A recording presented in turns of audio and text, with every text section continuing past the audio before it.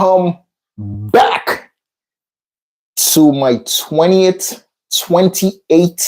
day on my challenge to cut 10 to 15 pounds of body fat. Today I'm going to do some chest. I'm going to do some flat bench, incline, and decline bench. Why is I'm having this conversation with you guys? Yeah, man, welcome to the live stream, ladies and gentlemen, boys and girls out there. If today's your first day joining the stream, my name is Lannie. I am a personal trainer located in the New York State area. And I currently put myself on a challenge to drop 10 to 15 pounds of body fat by the end of June. I gave myself 6 months. And how am I going to do that? By doing cardio, weightlifting, and eating a clean diet. So the weightlifting, I do it constantly. The eating clean, I also do it constantly. But now I put myself like on a really strict diet, so, and plus doing cardio 5 days a week, which is running on my treadmill, which is right next to me. To my left, to you watching, is to your right. My treadmill right here. Yeah, man. So my plan is to do 2.5 hours of cardio every week, which is half an hour sessions. Half an hour Monday, half an hour. You get it. Adds up to 2.5 hours a week, Monday to Friday. Yeah, guys. So I hope everything is going fine with you guys, man. Hope in your communities, your neighborhoods, everybody's having a good day. I know it's a lot of paranoia running around all around the United States right now in regards to the immigration policies that's being implemented into the US as we speak. But I just want to tell people, calm down, hold your horses, and things is not as bad as it seems. Everybody's just thinking bad, and everybody's just believing bad things are going to happen for the next 4 years because of Mr. Donald J. Trump, our president, our great president that's in the United States, in our White House. I said we all have to respect our commander-in-chief. He won the election fair and square. He did not buy the election. He won the election by having the popular vote. And we have to give him that respect, no matter how some people may feel about Mr. Donald J. Trump. At this point, he won. He won fair and square. We have to give him the respect. Most importantly, as a human being, and also we have to give him the respect as the commander-in-chief of the United States going forward for the next 4 years. Let's all wish Mr. Donald J. Trump the best and hopefully lead our country in the right direction towards a safe, healthy, happy future. That's all we can ask for. So yeah, we're going to talk about the most talked about human being on this planet right now, Mr. Donald J. Trump. We're going to get into a little conversation about Mr. Trump today, what he did, and the interview that he had on the Fox interview that he had. I love when this man do interviews. It's amazing watching his interviews. Yeah, and also we're going to get into the whole fact of the birthright. We're going to also have a conversation about that, how you guys feel about that, and I'll give you my thoughts on how I feel in regards to that as well. So yeah, man, first I'm going to get my warm-up set in, and then we just keep talking. You know how this goes. Talk about the daily topics, what's going on in the news, what's trending, what's happening, and we just get the weightlifting on as well, Let's work out.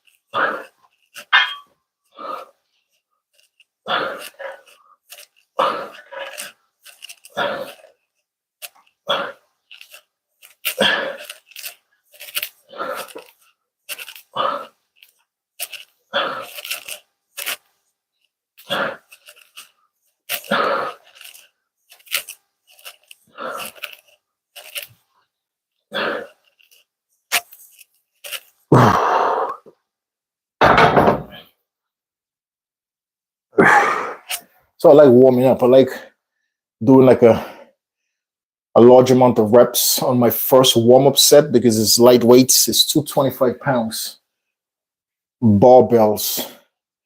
But light first warm-up set, I always like doing at least 30 to 40 reps, so just get the blood pumping and, get it going. But yeah, man, let's get on what happened today with our great president, Mr. Donald J. Trump. Okay, first thing we're going to speak on, a federal judge temporarily blocked Mr. Donald J. Trump's order in attempt to end child rights citizen in the United States. The federal judge name, what was the judge's name? Tuesday. All right, they didn't. Oh, yes, there you go. U.S. District Judge John. Mr. John from Seattle, a district judge, federal district judge in Seattle, Washington, blocked Mr. Donald J. Trump executive order on the child birth right. And honestly, I don't know why. I think because I looked into that too, and what I found out, the United States is one of the only country that gives that right to parents. I didn't know that. I really didn't know that. I found that out today, that United States of America is the only country. Well, there's probably other countries, but what I found out, but United States, for one of the developed, wealthy countries, that actually has that law that if you're born in America, no matter if your family is on vacation from another country, and if you're born in the United States on the United States soil, you're considered to be an American kid. How do I think about that? What do I think about that? I honestly think it's in the amendment. It's something that's been part of the United States history for decades and centuries. So I don't see the reason to change that law of kids that are born on the United States soil being born Americans. I don't see why is that a problem. I'm pretty sure there's a lot of people out there that will tell me differently, but I think if you're born in a country as America, a country that has limitless, America has a lot of opportunity for a future person, for somebody who's been brought up in the United States. You have so many opportunities to grow up, to become something good in this world. America has so many opportunities to give to others. So I don't see why not. If a kid was born on American soil, why should that be a discussion if the kid parents is in the United States illegal, or if the kid's parents is from another country and neither of the parents was born in the United States? Like, I don't see why that should be an issue, because the simple fact is a baby has no decision in those type of things. A baby's been born in a country that the parents has been in probably for years, that the parents of that baby came here for a better life, and they decided to actually have a family. And the reason I'm saying that, if you notice, like, women after 40, women naturally don't like having kids at an older age. So if you're a woman, you're a woman and you're in the United States illegal, and you're in your 20s, late 20s, 30s, late 30s, or in your early 40s, at that age, the average woman who is thinking about having a family, at that point, they are willing to have a baby. Because the older a woman become, once women hit 40 and plus, the likelihood of them actually having a healthy baby is very small. So that's why women has to have kids within the 20s, 30s. It's a safer age for a woman to actually have a family. Start a family in the 20s if they want to have 2, 3 kids, from the 20s into the 30s.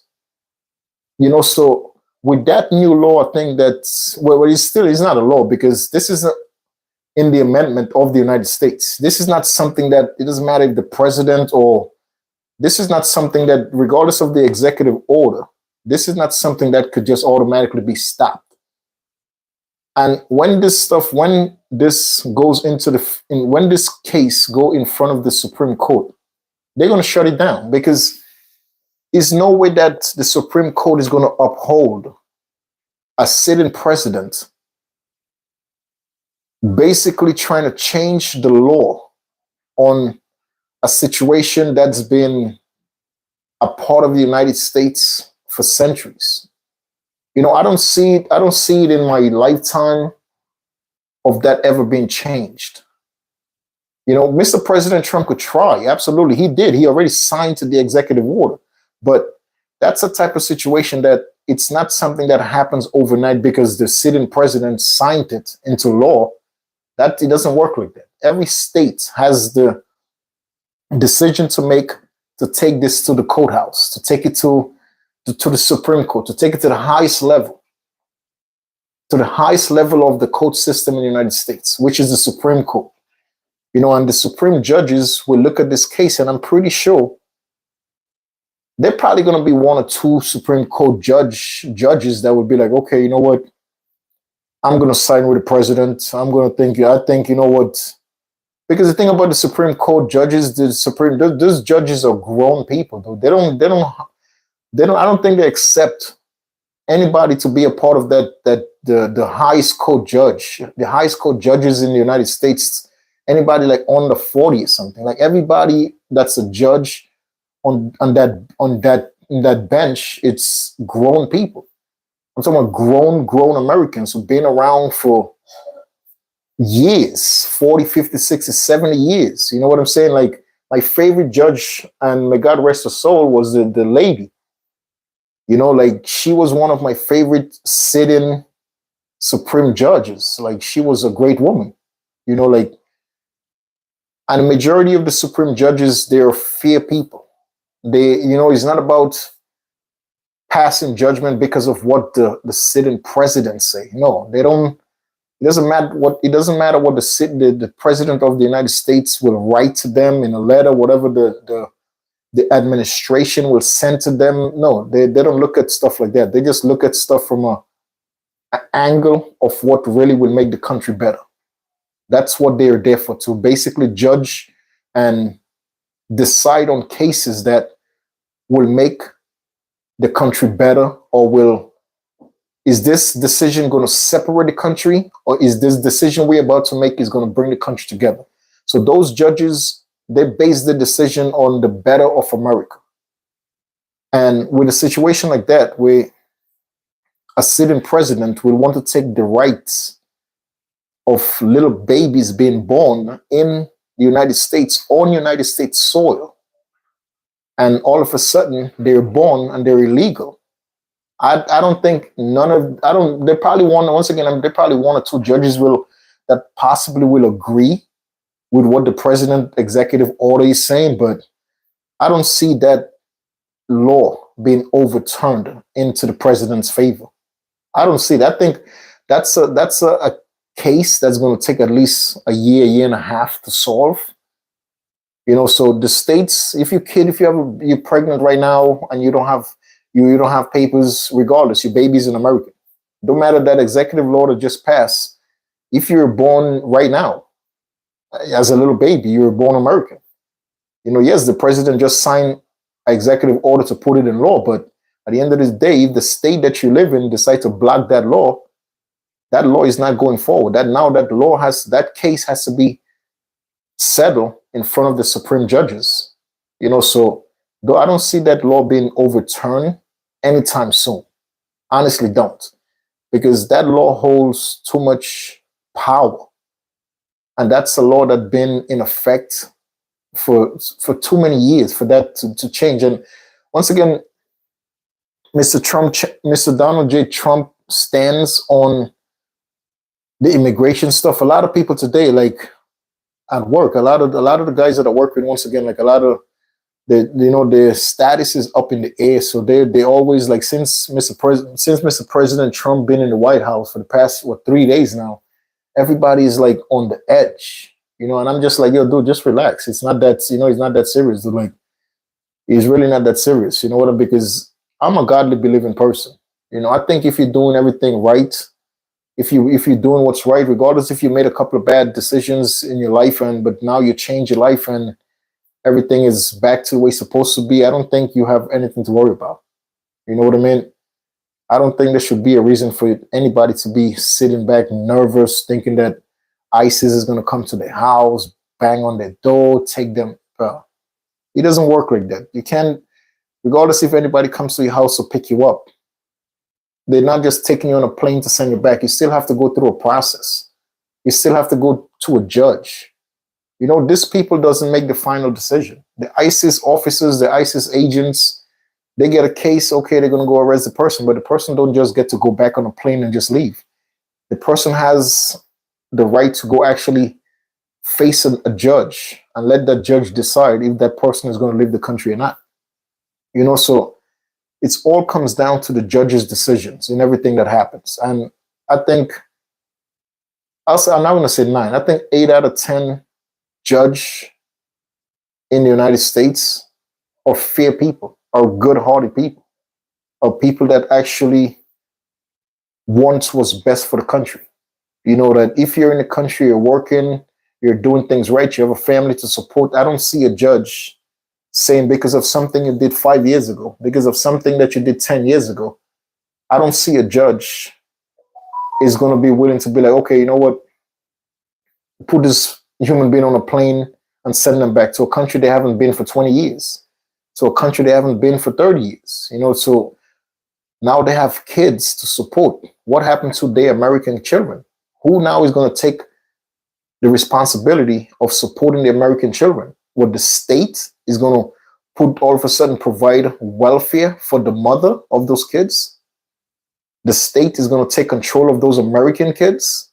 So it's a lot behind the whole immigration issues with Mr. Trump. It's not, once again, that's a stand that he took to become president. And if well, politics is not something that I never want to be a part of, because to get ahead in politics, you have to become something that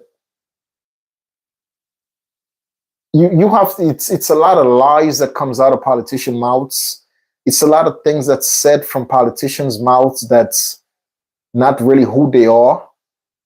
A lot of politicians will just say stuff that the people that's following them, the people that's surrounding them wants to hear. A lot of things that the reason why so many people voted for Mr. Trump, because yes, he has a stand on the closing the borders, like closing the border in Texas, going to Arizona and sending troops. Yes, because the people constantly coming into the United States every single day. There has to be some type of process has to be taken.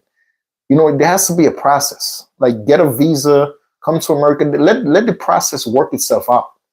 But every single day, so many people are entering through different countries to come to the United States. And it's a lot.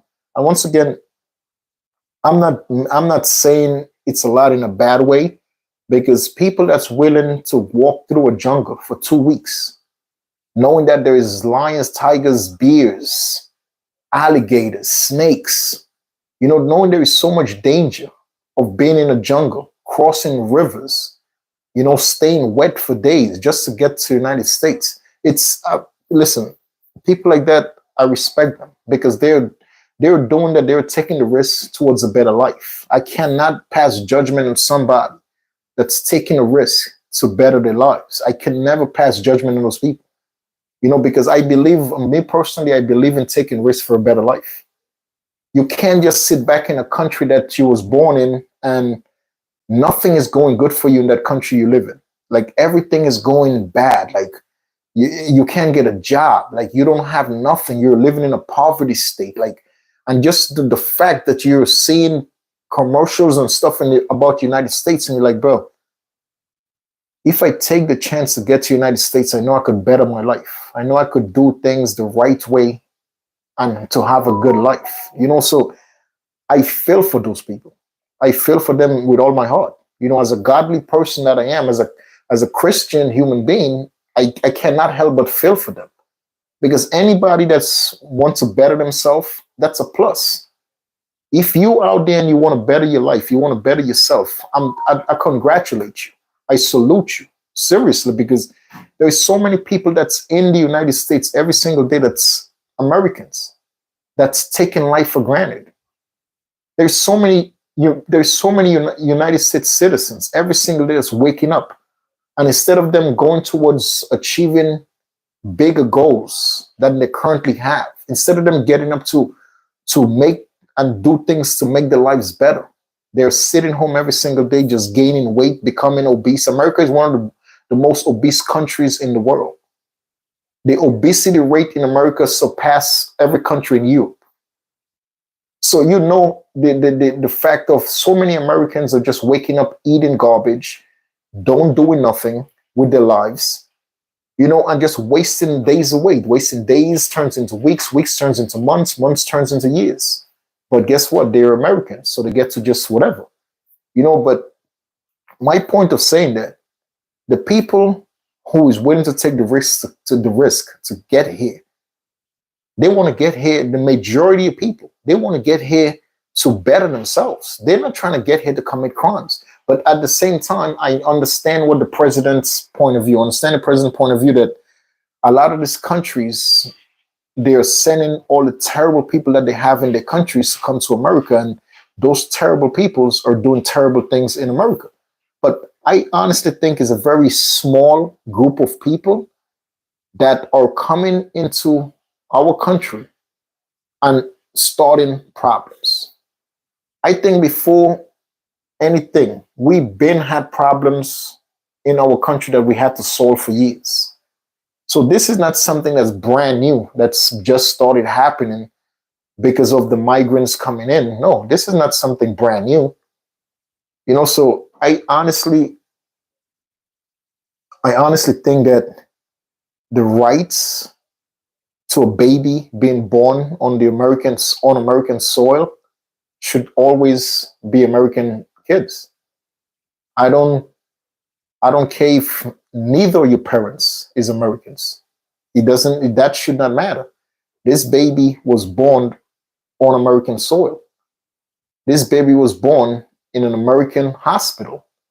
This baby was born with American doctors around. Like, I think that baby is no if, ands, or but. That baby is an American baby. So that executive order, once again, the president did what he had to do. That's something he promised he promised a lot of things on his campaign trail, and he's actually showing that, what, he's doing as much as he promised, but a lot of things that he promised will not be held up in the Supreme Court. A lot of those things. And no matter if the judges that he appointed into the court system, so every president could appoint judges on the highest court level, but still, regardless who is his favorite judge or who his judge favors his policies, there is still a bunch of judges. It's not 2-3 judges make the decision in the Supreme Judge. No, hell's no. It's a bunch of them, dude. I think it's like 10 judges that make all the decisions on what finally get to go into law. So let's see what happens with that. I hope that that's a law that never change, on the strength of the little kids. The little kids being born has no say-so in none of this stuff, dude. A little kid's being born, little kids don't know nothing about no papers or no stuff like that. And what does a kid has to do with it? Just a kid growing up American, a kid is American. That's it. Like,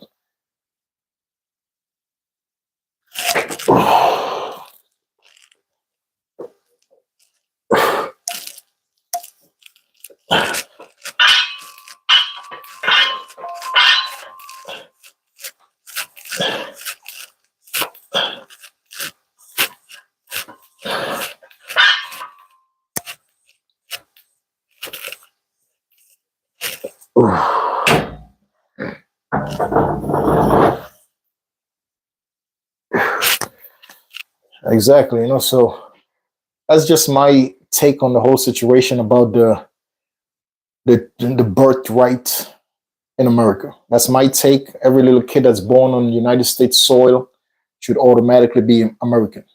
Automatically should be American kids. It doesn't matter. It should not matter the status of that kid's parents, because the kid has no say so in what's going on. So let's give the kid a chance to grow up in the country that he was born. I'm pretty sure the parents is not making a kid in America and want to leave America to go raise their kid somewhere else. Why do you think they came to America? It's just, bro, it's just common sense, though. I completely understand. Once again, with the president point of view, he made that promise and he's just going on with it. But president married a woman that's an immigrant. You have immigrants in your family, so you should, as a president, as a human being, as a Christian, it's a lot of things, man, that if you're a God loving person, you cannot do to other human beings. You know what I mean?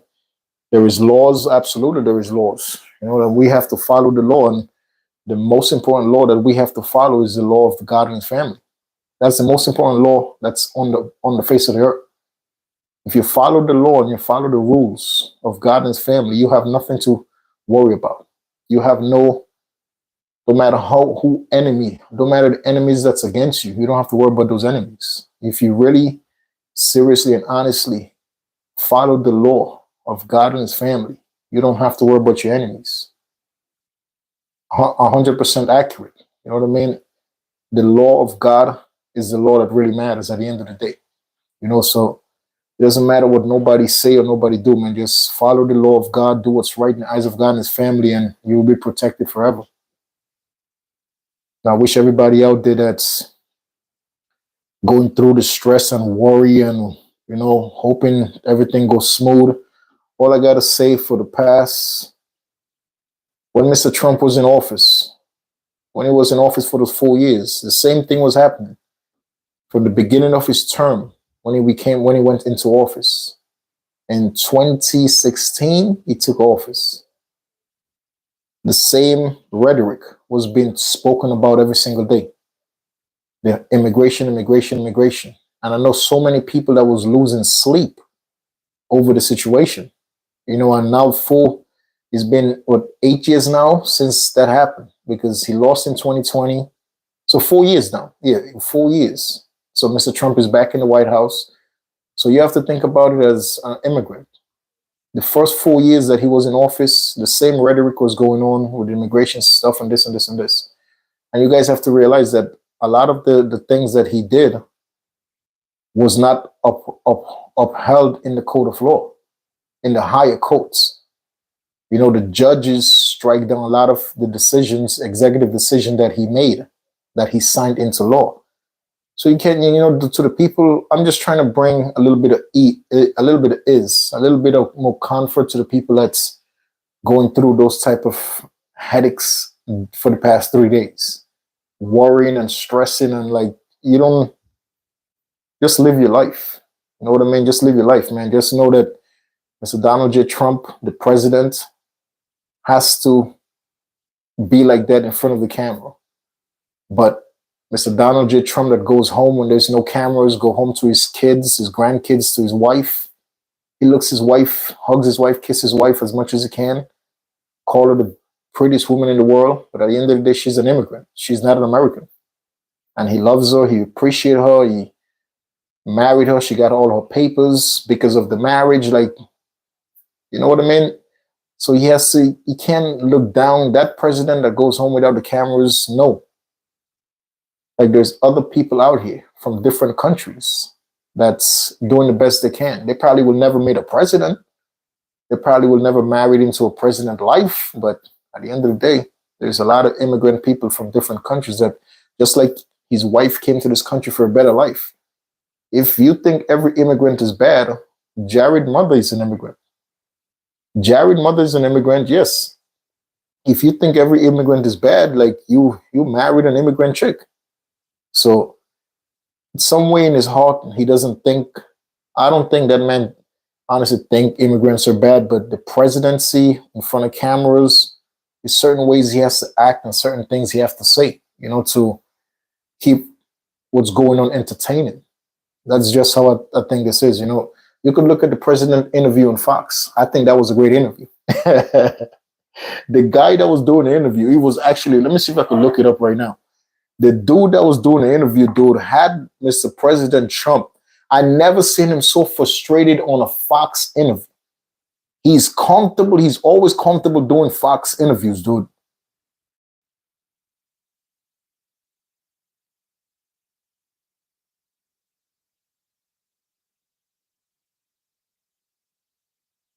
Let me see if I can look up the video where he's doing the interview with Fox, bro. This was one of those, I'm like, yeah, this man, because when he's pissed off.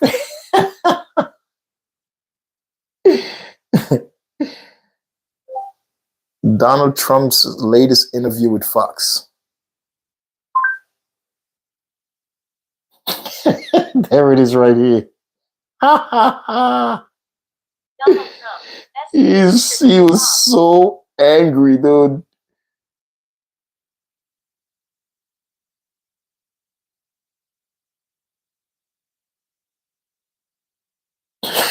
There it is right here.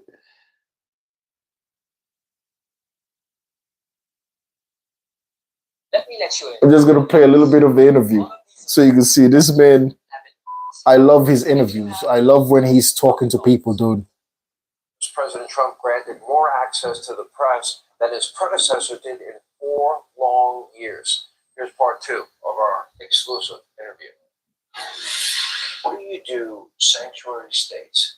By definition, or sanctuary cities, they're aiding and abetting in a law breaking. Okay, they're going to get federal funds. Yeah, we're trying to get rid of them. We're trying to end, and a lot of the people in those communities don't want them. California is a big Would you cut off their money? I might have to do that. Sometimes that's the only thing you could do. No. All right. It started off with sanctuary state, meaning that New York is one of those states. California, Connecticut, Boston. There is states that his executive rules don't hold up. Like that's why New York doesn't have to go to take him to court, because New York is what you call a central. Let me see the exact word I'm looking for. Hold on. Here's part 2 of our exclusive interview. What do you do, sanctuary states? There you go, sanctuary states. If you in a state as an immigrant, which New York, once again, New York is under that sanctuary state law. California is another place. And then the states that I named for you is mainly Democratic states, but New Jersey, like states like that, like his executive laws and stuff like that with immigration and stuff like that, those states doesn't uphold his whole executive stuff. So he said, and ladies and gentlemen, if you guys have a chance, go check that interview out. It's the latest interview he did with Fox News. That man is amazing, dude. His whole thing was he's about to cut them off, federal funds and everything, but he can't. Once again, that's all just like, listen, let me just say those type of things, but he knows in reality he can't. Definition, or sanctuary cities, they're aiding and abetting in a law breaking. Okay, they're going to get federal funds. Yeah, we're trying to get rid of them. We're trying to end, and a lot of the people in those communities don't want them. California is a big. Would you cut off their money? I might have to do that. Sometimes that's the only thing you could do. Look, California is a great example of it. If you actually poll the people, they don't want sanctuary cities, but Gavin Newsom does, and these radical left politicians do. And if you asked them why, they couldn't even. I watched Gavin Newsom try to answer that question. He was unable to even answer. He looked like an idiot. He was unable to answer. I asked him one other question. Why is it that you don't want millions of gallons of water a day pouring throughout California? The farmland in California is, they say, the equivalent of Iowa, great land, but it's got no water. Listen, another thing about this man, when he don't like you, whenever you do, Mr. Trump holds grudges. And that's not a good thing. At his age as well, he's close to 80 years old. Like, it's not good to hold grudges on people, dude. Like, he takes things personal. Like the Governor Newsom from California governor, bro, he hates that man. He takes things very personal with people. I don't think that's a good idea at his age because you could catch a heart attack. Listen to this man, though. And you sit there, and it's literally, you can see it burning. It's on flame. Sure. All they need is water in that big farmland. And I ask him, why? How is it possible that you're not allowing this water? They divert it out to the Pacific Ocean where it drops into the ocean. And you know what it's like? It's like nothing.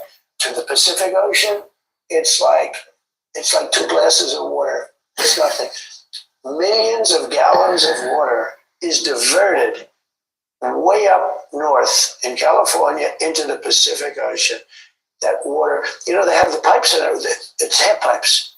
You see them all the time. Half. And also, I just want to take the time to say, like, my condolences goes out to the people, family that actually lost their life in the wildfire that was just taking place in California and Malibu and someplace else. It was a really big tragedy. And what Mr. Trump is trying to make the point of that, why is the governor not running more water pipelines into California? That's what he's trying to say, like, because that would be a great idea. Like you see, because of the fire, if you notice, because of the fire that just happened in California, they actually ran out of water. Like, I don't know how that's possible, a state that big. And then in Malibu, the ocean is there. I don't know how they didn't go put some pumps in the ocean. The ocean has millions and billions of gallons of water. You'll never run out of water from the ocean. Use the salt water, use the seawater. But I never got it. But that's what the president is trying to make his point about sanctuary states. You know, he's a very mad and angry man when coming to sanctuary states, and he cannot, because no matter where, I'm in New York State. He knows our governor, Miss Kathy. He doesn't even mention the governor's name of New York. He don't, because that woman is great. Even when the great governor that we had, Mr. Andrew Cuomo, before they disrespected him and tried to belittle his name and try to bring him down, that man was a great man. Mr. Andrew Cuomo, Governor, that man was a great man, dude, a great governor, and no politician in New York State could ever say something bad about Mr. Andrew Cuomo. And then at the end of his career, these people tried to destroy him, disrespect him in every which way, shape, and form. A man who did so many things. He did so much good things for New York State. And at the end of everything, they try to bring him down, that he had to resign. It's just incredible. And the people who did that disrespectful stuff to the governor, all of a sudden the case got dropped. Now he's actually suing those people, which he should sue them and get them arrested for slandering his name. It was outrageous. These people just come from nowhere because you work for the man, and all of a sudden you want to just talk bad, bring him to the press and just disrespect his name.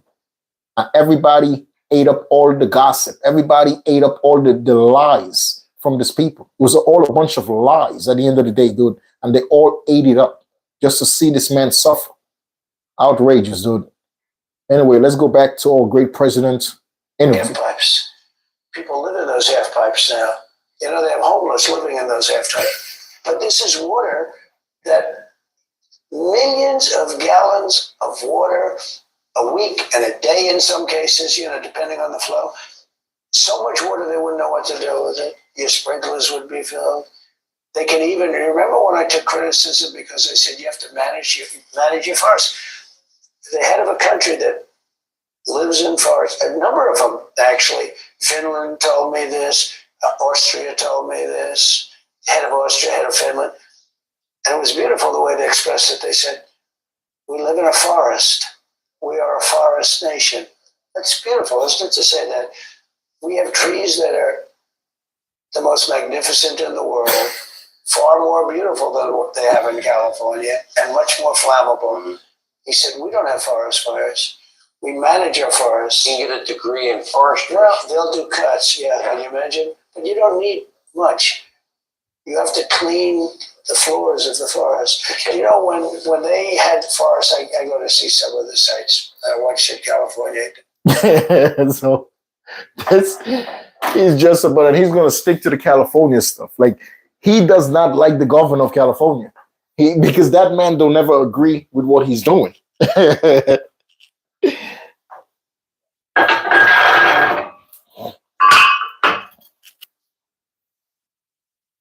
If there is a human being that doesn't get his way, that he hates people who don't give him his way, dude, that's, you can't be a human being like that.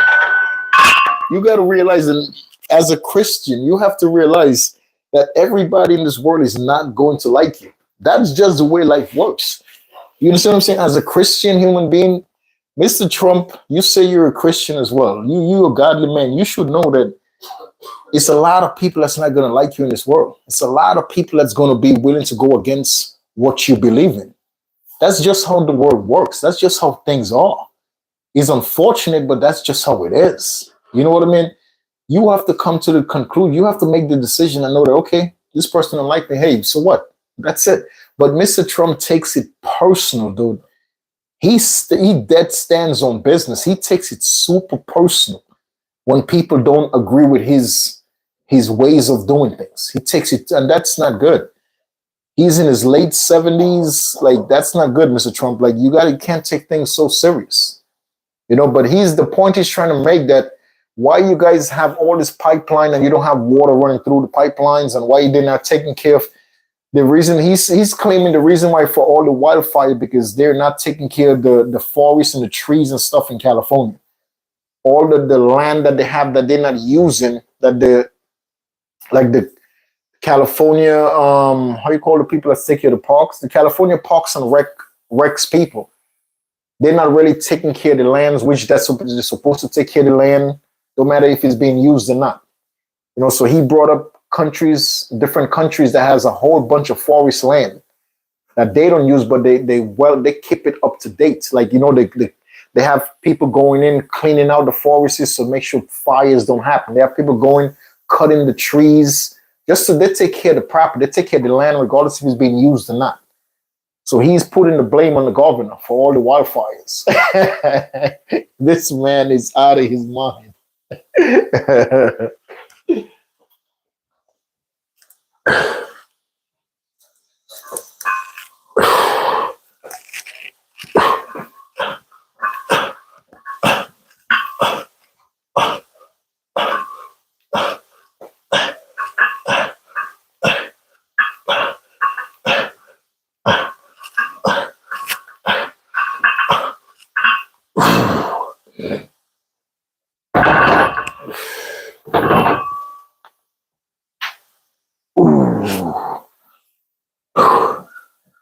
Yeah, man. But, and something else I wanted to show you guys, that I don't know if it's the president or the prime minister of the people that control the country he wants to take. I think he wants to take over was it Iceland or something? He said he wants to take over, but the Dutch government sent him a message today telling him to F off. He told him to F off, dude. That they don't care what's his stand on things. Just leave them alone. Let me see another.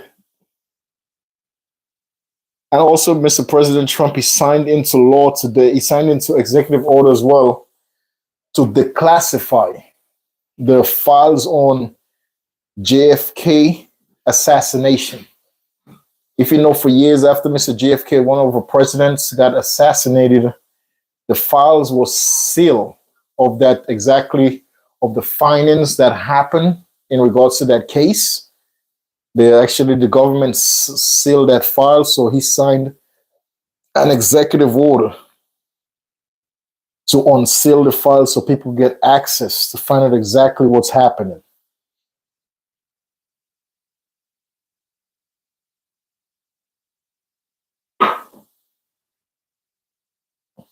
There was another right here. If you're a New York City homeowner, you can get a brand new HVAC system for no upfront cost. So the Pentagon now deployed 1,500 troops to help secure the U.S.-Mexico border. And ICE moving at warp speed, arresting hundreds of illegal immigrants accused of serious crimes. Griff Jenkins is in Washington with more. Hey, Griff. Hey, good morning, guys. And Ainsley, you mentioned promises made, promises kept. Well, guess what? Consequences are being delivered. The crackdown has begun. President Trump could deploy, actually, as many as 10,000 active duty troops to the southern border. While they may not engage in law enforcement, they will be engaging in protecting our border, including the use of military transport planes for deportation flights. Now, a Marine official telling Fox News this, quote, "Our response will be immediate. We are going in ready to respond. If the cartels shoot at us, we will not stand by. We will be taking whatever equipment we would send if a Marine Expeditionary Unit or MEU were deploying overseas." Now, the 1,500 soldiers and Marines deploying right now represent a 60% increase from the already 2,500 that are there. And it comes as ICE's enforcement and removal officers have been hitting the streets across the country, launching early morning raids, targeting some 700,000 criminal illegal aliens that have been roaming free under the Biden-Harris administration, protected in sanctuary cities like Boston. In fact, ICE has racked up more than 460 arrests in the first 33 hours since Trump took office. He sat down in the Oval Office last night with Hannity for his first interview and had this to say. We talk Venezuela, that's a big abuser, but these are countries from Iran, Congo, countries that. You see, that I didn't know that, because I know sanctuary cities that ISIS cannot go into those places and arrest people. But the thing about it, the arrests they made, they have to go through a process. So that's what I'm just hearing now, because I know Boston is a part of a sanctuary city, Connecticut, mainly Democrat state. New York is also sanctuary city, California. So the laws are different when coming to immigration in those sanctuary cities, states. So me hearing that they went actually in Boston, making a whole boatload of arrests, it was surprising to me, but the president is not making no joke. He's on a mission.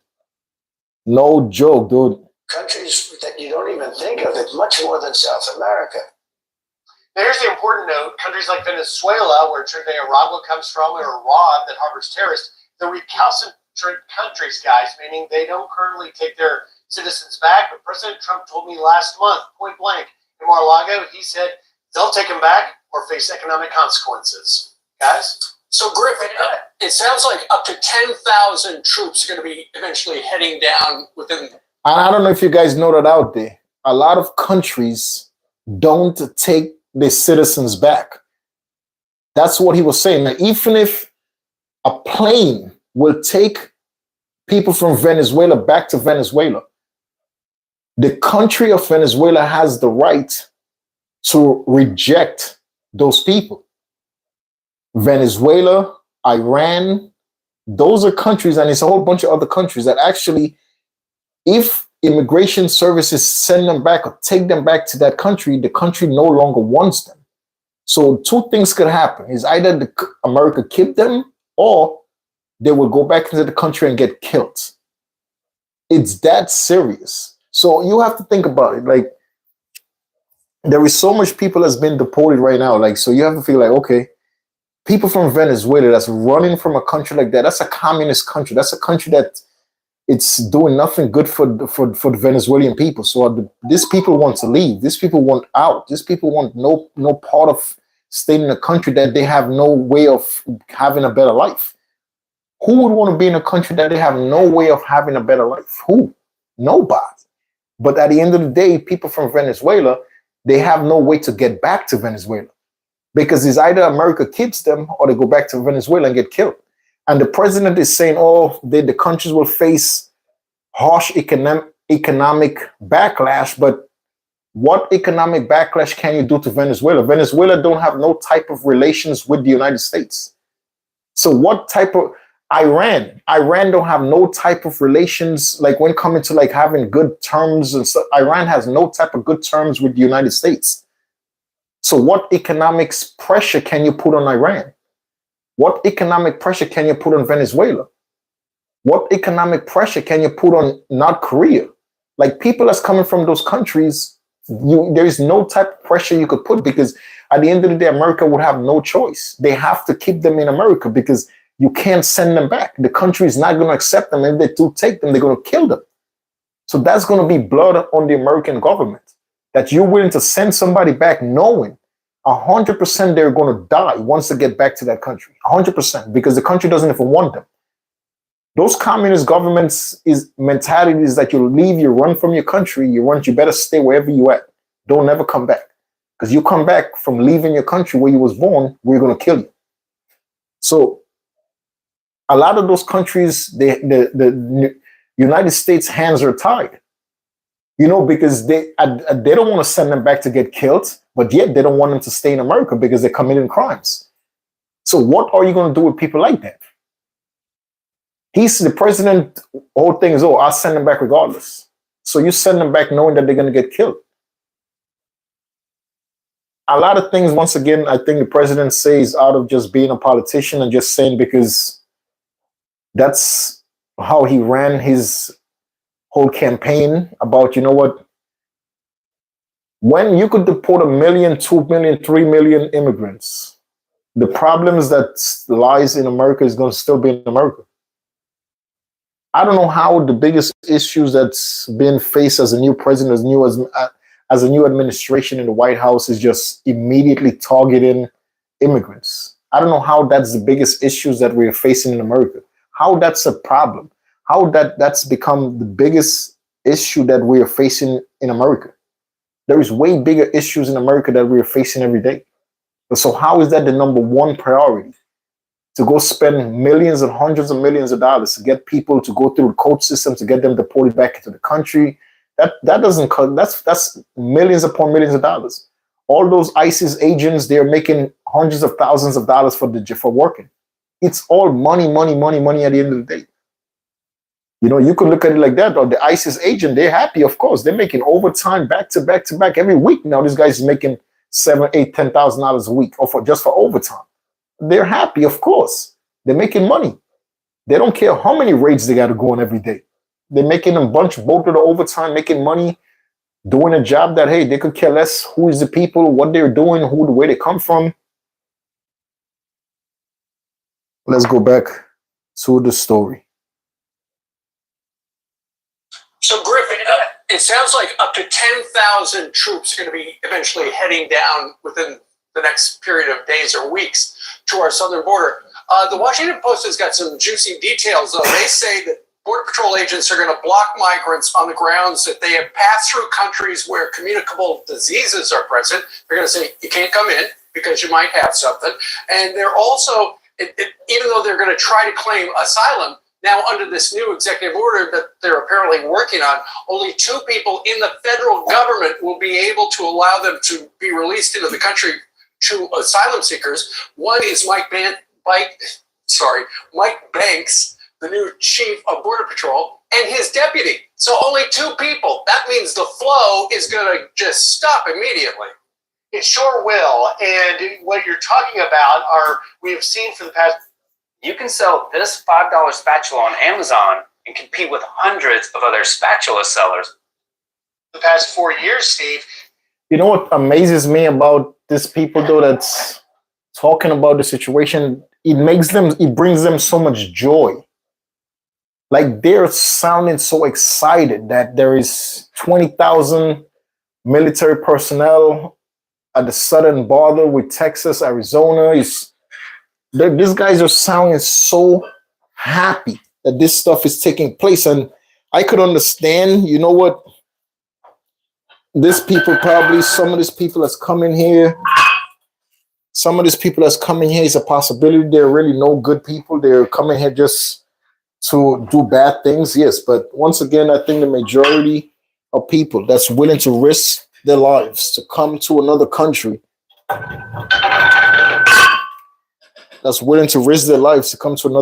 I don't think those people are bad people, man. I don't think those people are coming to this country to do bad things. I think the majority of these people want to come to this country to have a new life, to have a better life. You know what I mean? Like, I could be wrong, but I don't see why people should be so excited for people who's trying to come to have a better life, for people who's trying to better themselves. I don't see why, as a human being, that you should be so excited that they're getting turned back, they're being jailed, they're being treated like they're nobody, and you sounding super excited that that is happening. Like, what? And you guys are sitting there talking about your godly people. Like, how is this possible? You seeing little kids with the mother trying to come into the United States, and you sitting there laughing, smiling at them getting sent back into a country that's doing nothing for them. Yes, I understand that it's a way to control. This is a way to control the coming into the United States, and I completely get it. But there should be another way that we could try to, as human beings, like, we have to look at this in a point of view as a human being, dude. We have to ask ourselves, why is this people willing to risk their lives to come to America? Once again, and a lot of these people is like, oh, a lot of these people coming into America from other countries and they're coming here and doing bad things. I don't think so, bro. I think that's just a way to just prove your point. That's just something to say. That's just a talking point. Let me say the majority of these people that's coming to America is coming to America to do bad. The majority of these people that's sitting down laughing and finding it funny that people are getting denied access, that people are having to turn back. The majority of these people are sitting laughing. I'm pretty sure they have an immigrant trail within their families. I'm pretty sure that the family came from different places in the world to come to America to build a life and to have a good life. They don't think about that because they was born in America, and to them, hey, my family came here back in the 40s. I don't care. But if your family never came here, you would not been a part of America.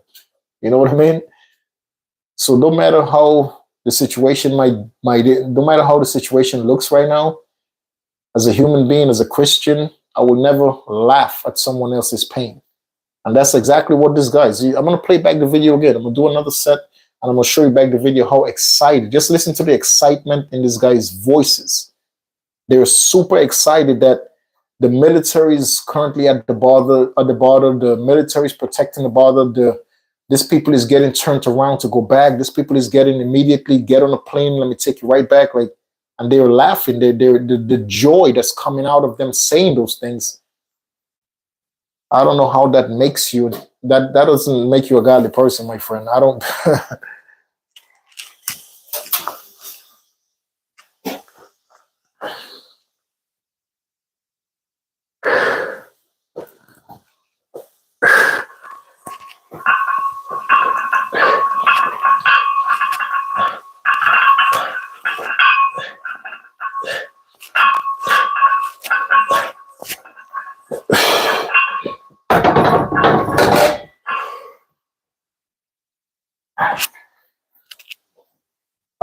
As Christians, we have been told never to laugh at someone else's pain. As Christians, we're told to help each other out. As Christians, we're told to be kind to each other.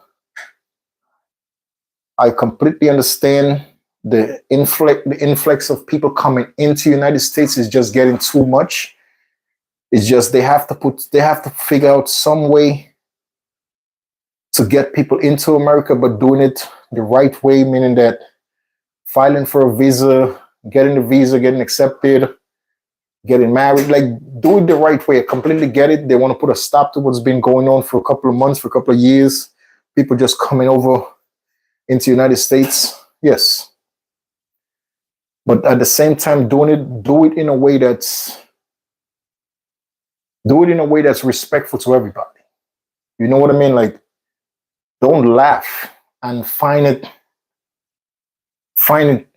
incredible of other people suffering. Don't, because the people that's choosing to come to America from other countries, it's a reason they want to come here, to have a better life. From where they're coming from, they're obviously suffering, and nobody that's happy with their life. There's nobody that's happy out there with their lives, with their current situation, that's willing to get up and go to another situation, that's willing to get up and just move. If you're comfortable living in New York, you have a great life in New York, your family is good, you have a good career, meaning you have your own business or you work for a good company, your situation is good in New York. Why would you want to get up and move to California? The only how someone from New York is going to be willing to just pack up and move to California. The reason to move to California is going to be because there is an opportunity to have a better life. And just please understand what I'm trying to say. Nobody gets up and is willing to pack up and just leave everything behind. All the friends that they have, all the family that they always knew, everything that they have, and willing to just pack up and leave.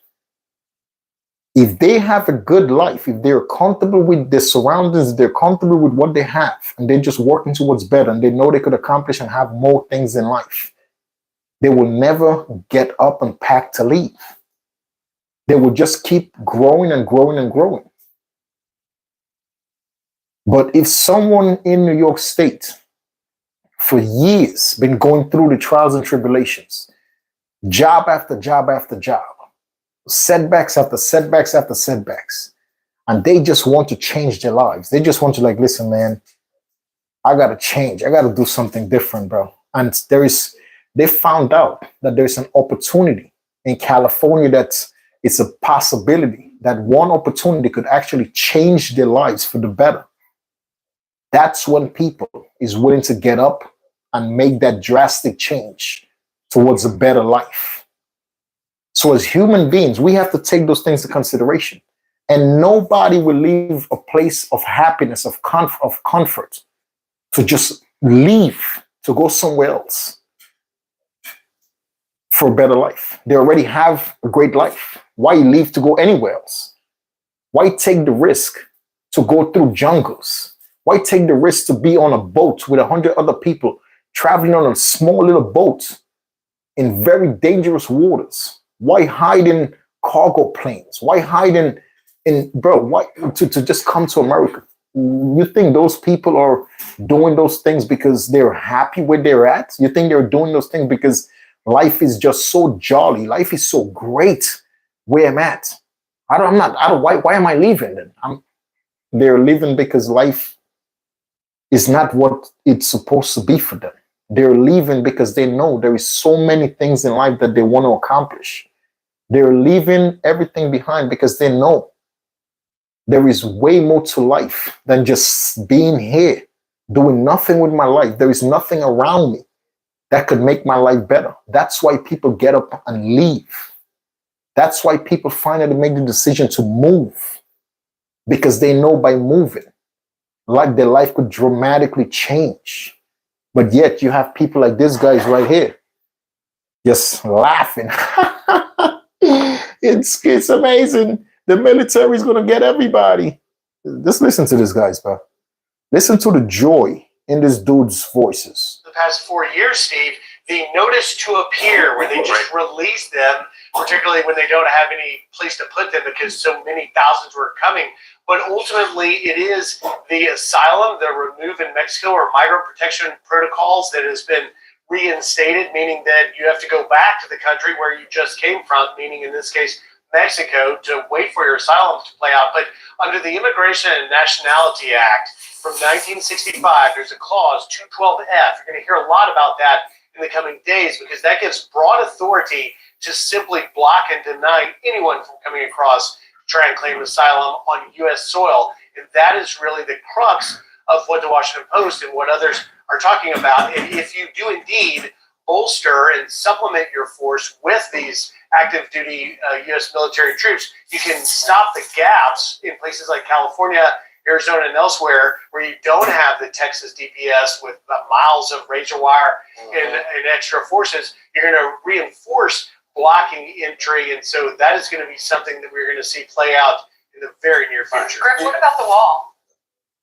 What's that? What about the wall? Has he said anything about starting to build again?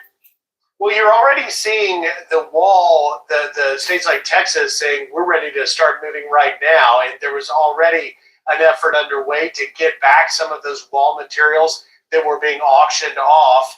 I think we'll probably see the White House or President Trump in the very near future talk about exactly what pieces of wall and where they can put them. It's a very complex problem because it's not like you just build a wall in a line, but you can rest assured that Border Patrol Chief Mike Banks has got his people already looking at the most strategic areas to get wall up as fast as possible. Hey, Grip, real quick, you guys that you talk to, what if they say is the big difference this week than previous weeks? Have they already seen a dramatic drop? It's a great question, and they say they have been taken off the leash and they are motivated like never before to try and go out and as one border. They have been taken off the leash, meaning that in President Biden and Kamala Harris era, there was on some form of leash where that they can't really do nothing. The hands was tied. By helping other people out, you consider yourself to be on a leash. By doing what's right for others, you consider yourself to be on a leash. So now the leash is off. According to those people, those border patrol guys, according to them, now the leash is off because of President Trump. So now they have the right to just tell these people to get out, go back, and kids, mothers, this, that, just get out my country and go. Like, once again, ladies and gentlemen, I'm just saying, let's do things in a humane way that benefits everybody. Let's do things to people the way we like to be done to ourselves. Let's treat people the way we would like to be treated. I don't care where you come from in this world. You deserve to be respected. You deserve to be treated as God's kids. You deserve the utmost respect as everybody else. By these people saying that they had a leash on them before President Trump came in office 3 days ago, they had a leash, meaning that now the leash is off. So now it's, let me get as disrespectful as I can to whomever I want to. Nothing is going to happen about it. I just look at things in life as, once again, as a Christian, that I believe everybody deserves to be treated fairly. I think everybody deserves the right to have a better life. Absolutely. The people that's in the United States that's causing trouble, that's up to no good, if that's all they're about after 3 times, just keep doing the same thing back to over and over and over. Because once again, I tell you, as I say, ladies and gentlemen, I don't care what country you're coming from or what country that you're currently in. As human beings, we're not perfect people. As human beings, we're going to go down the wrong path. As human beings, we're going to make mistakes. That's just a way of life. You know, all of these guys that's talking about they had leash on them, these guys are not perfect guys. Nobody's perfect. The president who signed the executive order 2 days ago, he's not a perfect. He's a felon. He has felony on his record like every other human being that made mistakes in life. And no human beings are perfect, bro. And no human beings are perfect. That's just the way life goes. It's just the way life goes. So we have to learn that, you know what, instead of us causing pain onto other people, instead of us doing things to hurt other people, to them talking about leash, they had leash on them thinking like, okay, damn, now I could go actually with the leash off. I could treat people badly. I could treat people poorly because I don't really give a shit about these people. Because they're not Americans, you could care less about them. What about looking at people as human beings? That's how everybody should be looked at, as a human being. Forget about what's the nationality, forget about the race, forget about the religion. Look at me as a human being. Don't look at me based on my color of my skin. Don't look at me and base it because I'm a Christian. Don't look at me and base and pass judgment of me because of the way I dress. Don't base your decision on me because we have different ways. We have different ways of living life. Why would you judge me? Why should I be less of a person than you are? Because I'm praising God in a different way from you are. Why are we different people? Why can you treat me with the same respect that you would treat people that you know? Why do you have to treat me disrespectful because you don't know me? I could be wrong, but that's just how I'm going to believe for the rest of my life. You know what I mean? And President Trump, you're a good man. Don't take the hateful ways people have treated you. You probably think a lot of politicians probably treated you very poorly when you was running for president. You know, in when you was running for president back in 20, you was a president in 2016, so 4 years in 2012 to 2016. When you was running for the White House, no matter who treated you bad, you won. In 2020, I know you wanted to go back to the White House very bad. You wanted to win that election, but you did not. And no matter what happened and what was the reason you didn't win that election, if you're a godly, loving person, you should know that everything that happens in life happens for a reason. You're a God-loving man. You go to church on Sunday with your family, with your grandkids. You're a godly, loving person. So you should know that everything that happens to us in life happens to us for a reason. So you didn't win in 2020, but you won in 2024. 4 years later, you won and you're back in the White House that you really wanted to go back in 2020. So you should know as a Christian, the reason why you didn't go back in that White House in 2020 is not because of the people that was saying bad things about you. It's not because of the people that was conspiring for bad things to happen to you. No, nobody, human being decision doesn't matter. Doesn't matter what you think about me, what you're planning towards me that's bad, either what you're talking about me, none of that matters. So you should know that, Mr. President Trump, as a Christian, the reason why you did not go back into the White House in 2020 is not because of none of these people. You should know that everything that happened to us as Christians, it happens to us for a reason. God did not want you in the White House at that specific time for those 4 years for a reason.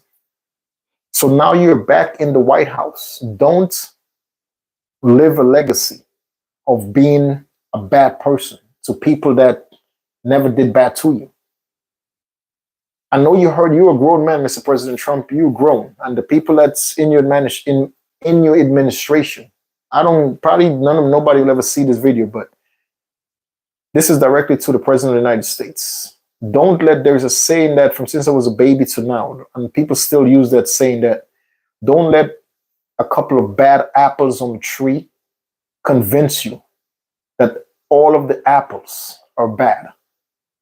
If there is 10 bad apples on one tree, the majority of the apples on that tree is good. So that's a saying that I was brought up with, and that's a true saying. So the people that went against you in politics, the people that didn't like your views, the people that didn't like you as a human being, the people that went back and dug up a lot of dirt and put on your name, don't make the decisions that you're making in 2025. Don't make that decision that you're writing all those executive orders. Don't make those couple of people, that's the couple of bad people that say bad things to you, say bad things about you, was part of organizations to bring you down. Don't let your decision making today based on the people that try to ruin your life back in the days. The election is finished. You're the president. You won fair and square. So it doesn't matter what people were saying about you. It doesn't matter what people was plotting against you. None of that matters. You're in the White House. That's it. So you is not about the $100,000+ you're making a year. You're a billionaire. That money doesn't matter. So you is about pride. So don't make your pride overlook. Don't make your pride make you overlook the reality of being a human being. Don't make your pride make you overlook the reality that you're actually a Christian, that you're a God-loving human being. Don't make your pride make you feel bigger than the plans that God has for you prepared, that God has prepared for you. Don't make your pride have you overlooked the plans that God and his family have already prepared for you. 4 years ago, you lost. Leave that alone. It's a reason why God did not want you to be in that White House. Now you're back in that White House. Let's do the best we can for the United States. Absolutely. Let's do the best we can for our people and for our country. Let's put our country first, 100%. But at the same time, let's do it with dignity. Let's do it with caring about any and all of the creation God has on this planet. Let's do it in a form that we don't have to hurt nobody. We don't have to belittle people. We don't have to be disrespectful. We don't have to be judgmental. We don't have to throw people and treat people differently from how we would want ourselves to be treated or our family to be treated. Just keep those things in mind. You say that you're a Christian. You say that you're a godly man, Mr. President. Mr. Donald J. Trump, you claim that you're a Christian man, that you love God. All I'm trying to say to you, sir, and to your entire staff, don't let your ego grow bigger than the words of God and his family. Don't make your ego make you feel bigger than God and his family's words. That means a lot to us all. Treat people the way you would like to be treated. Treat people the way you would like you and your family to be treated. No matter people that you don't know, just always keep in mind, as a godly human being, you should know we're all God kids. No matter what background we came from, no matter what's the color of our skin, no matter where we are from, no matter where we were brought up, just always keep in mind, Mr. President Trump, we're all God kids. You sign an executive order to deny the right of a kid that was born on American soil the actual benefit of being an American. Doesn't make you a good human being. You're a good person. For the next 4 years, don't let other people influence you to go down the path of being hated by people in your own country. Because yes, you was voted in to the White House by the majority vote. Majority of Americans voted for you to go back into the White House. But at the same time, just always know that it's so easy for this country to get divided based on certain things that could be done. It's so easy for us to go back to being divided on so many different levels that we don't need to go back in life. We need to continue pushing this country forward. We don't need to separate. We don't need to go back into the Republican, Democrats, or white, black, or Hispanic, Asians. We don't need to go back into separating people. With a lot of things that's going on right now, eventually it's going to boil over. And that's what it's going to become. It's going to become such a hot topic of what's currently been trending for 3 days, Mr. President Trump being in the office. And the things that's been trending, it's not something that,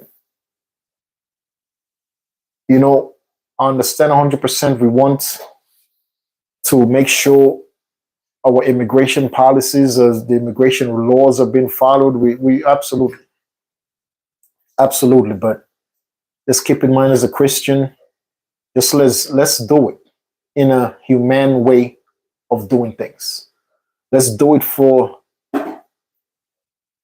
the right way. Let's do it for the happiness of us all. Let's treat each other with the respect that we deserve as God kids. Let's not look down upon let's never look down upon God kids. Let's never look down upon the creations that God has on this earth. Because every and all of the species that's on this earth was created by God. Every and all of the species that was created and put on this earth was created and placed on this earth by God and his family. Just keep that in mind. So let's keep and move forward into doing what's right for each other. And if we do have to tighten up on our immigration policy, let's do it in a humane way. Let's do it in a humane way. Let's treat people the right way. These people just laughing on people's sorrow. Oh yes, there's this law that was been in law for 100 years that you could deny people entrance to this, and it's the way they were saying it. It makes them so happy. With 20,000 people being deported, what does that change your life? How does that change your life? That's the question I want to ask a lot of these people. Like, what fear are you living in right now because of immigrants?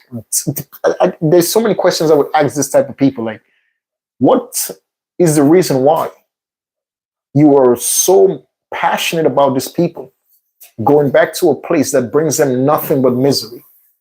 Why are you so passionate about these people going back to a country that is a possibility at every corner? They could die. They could lose everything that they ever have worked for. There is no opportunities to grow. There is no opportunity to have a better life. There is no opportunities to do nothing better with themselves. But you're happy that that person is going back to that life. It brings you joy. These people, it brings them joy. The way they're talking, it brings them so much joy of people's sorrow. The people's sorrow and people unhappiness brings you joy. You're not a good person. If you know people is going back, if you know people is going to suffer and going back to suffering because they took a chance to come to a country that could eventually have them have a good life, and they're going to go back to a country to suffer. And if that brings you joy, I don't know what type of human being you are, dude. I don't know what type of person you're saying that, oh, you love God and you go to church with your family, but you're happy of someone else's pain. Take God out your mouth, bro. Take God out your mouth, or someone should slap God out your mouth whenever you use the word of God. Somebody should slap, whenever you say God, somebody should slap you. Don't use God's name in vain because you're not a godly person, dude. People like you who will laugh at other people's pain, people like you who wish bad upon others, to see others fail, to see others have a messed up life because they choose to better themselves, and you think, oh, I don't know these people, I could care less.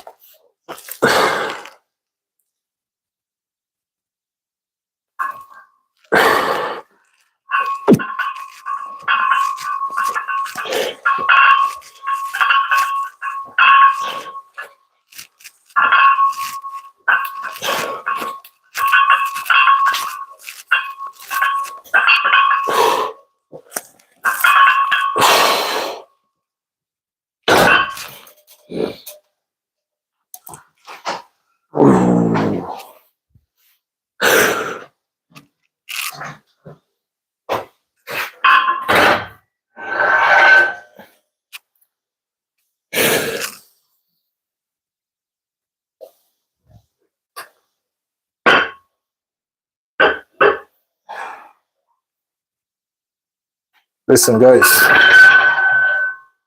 there is no good. There's no good that comes to us when we don't do it together. If you feel like you want to separate the world,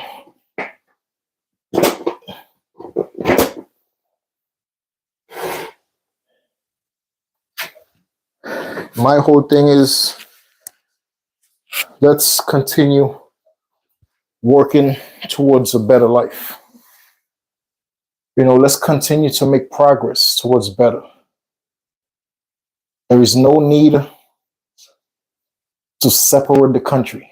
There is no need at all, because there is so many bad things that's been happening all around the world. There is no need to separate us as Americans. Let's keep that in mind. All the things that's been going on, it's such hot issues. And Mr. President Trump just been in the Oval. You just been in the White House for 3 days, and there's so many things that's been going on. So I just hope that it does not boil over and become into an issue where Americans is being divided and some people side with this and some people side with that, and arguments and fights and this and that. Just hope and pray it doesn't come to that. Just hope and pray with all of the executive orders and all of the rules and all of the changes doesn't come with no type of violence within the United States. I just hope all of the rhetorics, all of the talks and all of that stuff doesn't come with no pain from people in the United States, and I just really hope things gets better for everybody. The fact that a little kid could be with his parents today or be with her parents today, and tomorrow one of her parents could just be gone and don't have a chance to ever come back. A kid that been with the parents, both parents, for 10 years of their lives. A kid that been with the parents for 2 years, for 3 years, for 4 years. That lived with the parents, grew up with the both parents together for the past 4 years, and all of a sudden they get a knock at the door and one of the parents has to leave. And that little kid now has that little kid has no idea when they're ever gonna see that parent again. And you could say, okay, you know what, that's just the way it is. If that's your stand on, if that's you, the type of person that will say that, once again, you're not a godly person. If you as a human being find joy in other people's pain, if you as a human being find joy in other people's misery, you're not a good person. You don't have a good soul. You don't have a good heart. You're not a good person. I don't care what others who know you probably say about you, but in my time of studying people, studying the zodiac sign and studying what makes us different as human beings, I know so many ways to read people. And one thing I can say to you guys out there, if you ever encounter someone that laughs at others' pain, if you ever encounter someone out there on your journey through life that feel enjoyment and take enjoyment in seeing others go through pain within their lives, do the best you can to stay as far away from that person as you possibly can. Because anybody that will laugh at someone else's pain, anybody, as almost human being, any human being that will laugh at another human being pain, any human being that will giggle when they see someone else is suffering, I'll tell you right now, do the best you can to stay away from people like that. Because it's just a matter of time before they laugh at your downfall. It's just a matter of time before you become something they start laughing at because you're something bad happens to you. You don't want to keep people around you that laugh at others' pain. You don't. You don't want to keep people around you that always wishing bad for others. You don't want to keep people around you that's always jealous of other people's lives. You don't want to keep people around you that's always gossiping about other people. Because before you know it, the same way they come around you and they gossip about other people, before you know it, you're going to learn those people are willing and able to gossip about you as well. Those are things that I learned throughout my life, that you do not want to be around a human being that gossips about other people. You don't want to be around people like that. You don't want to be around nobody. You don't want to be around human beings that laugh at other people's downfall. Never, bro. You don't want to be around people like that. Because just keep that in mind. Today, we can be up and something tragic happened, and we have to come all the way back down. That's why I say to people all the time, on your way up the ladder of success, always remember to do what's right for every and all of the creation God has on this planet. On your way up the ladder of success in life, never step on other people to get up that ladder. On the way up the ladder of success, never take advantage of others. Never use others. Never prey on others' downfall so you could go up. You're praying on other people to come down so you could go up. Never be a part of causing someone downfall so you could simply go up. Because I'm telling you, even if you do get up there,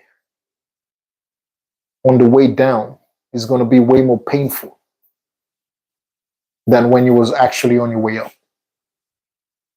You know, it's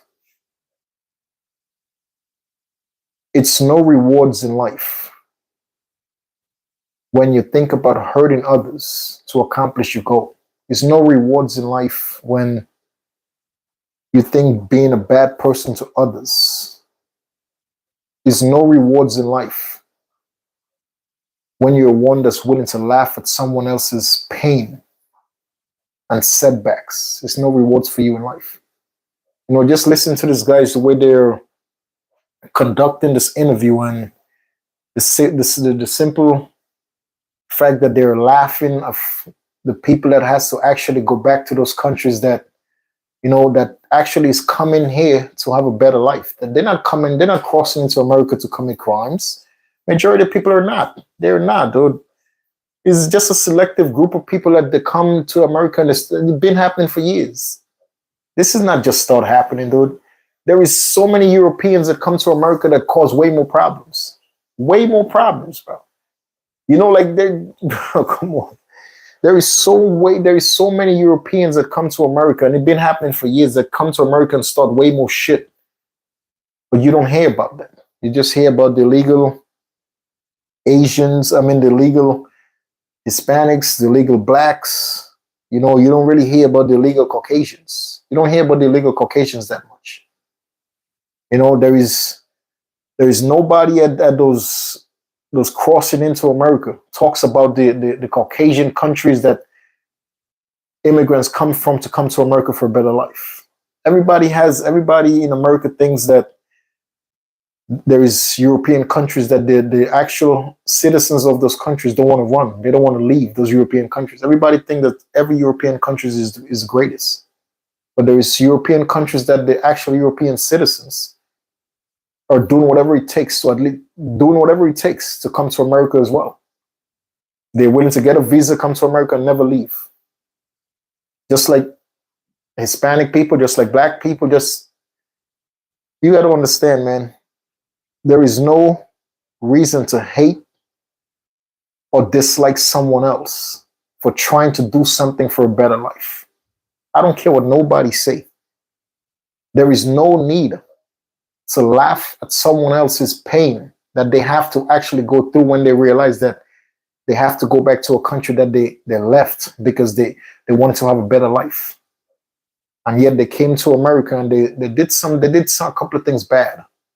You know, and because of what they did bad, now they have to go back to a country that they haven't been for 20 years. You know, and the people that's involved in it is like, hey, that's just the way it is. But the fact that those people, majority of these people have kids. You know, majority of these people have grandkids already.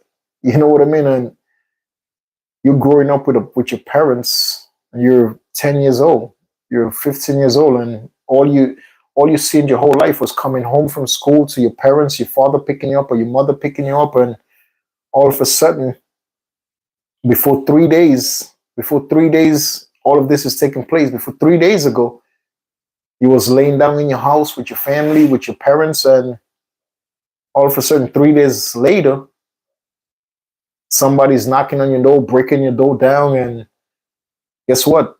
Your entire family is being broken apart because of something that somebody in your family probably did 10 years ago, 5 years ago, and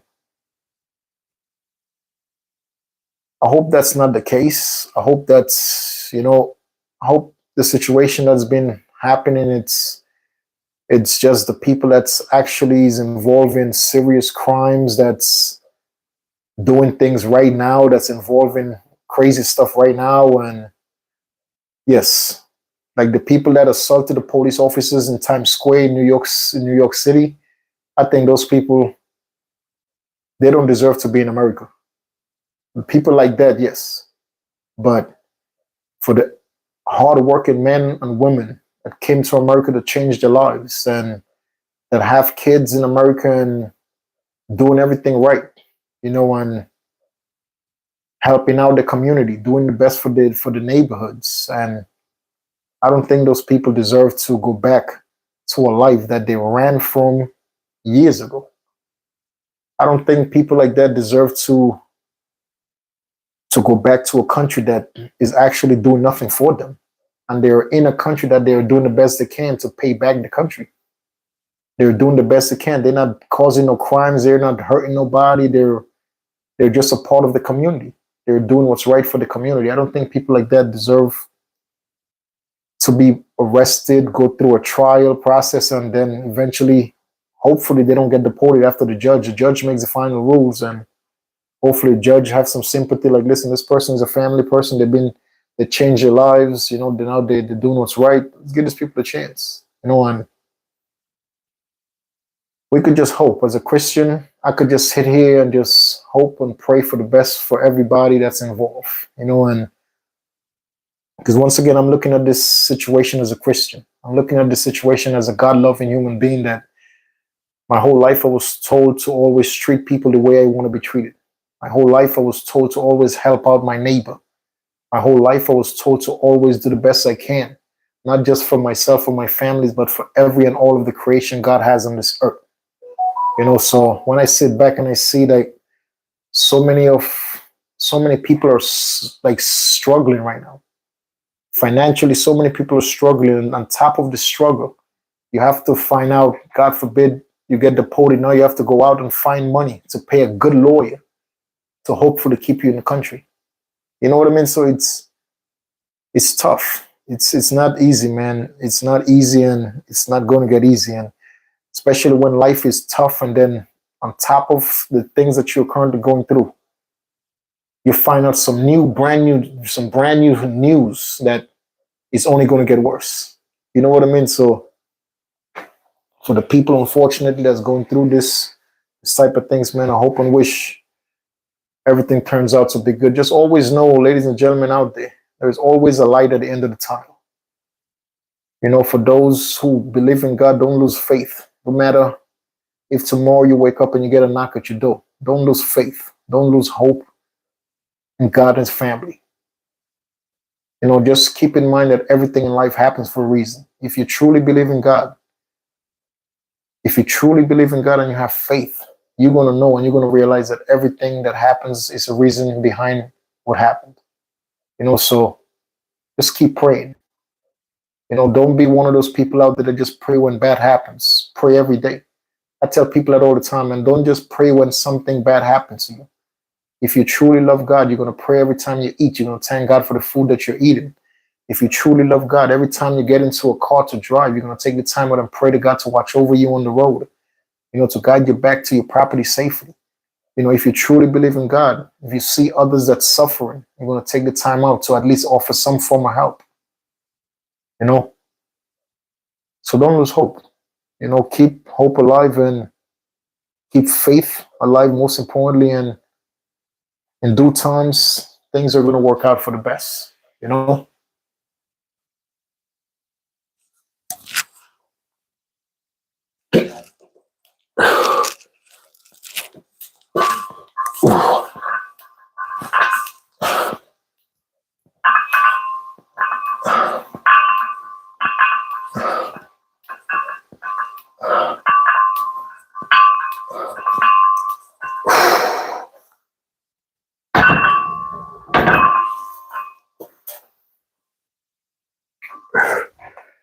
I know it's easier said than done for a lot of people. You know, a lot of people